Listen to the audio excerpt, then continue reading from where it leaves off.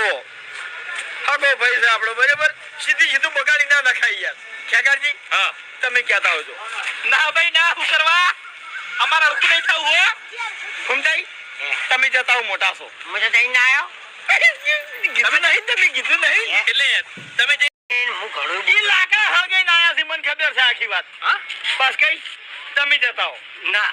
હવે તો નહીં જાઉં ચમ નહીં જાઉં ભાઈ હું કરવા જો એકલો તમે જો લે તમે જો શાંતિ રાખો લે પણ તમે મોટા છો ભલા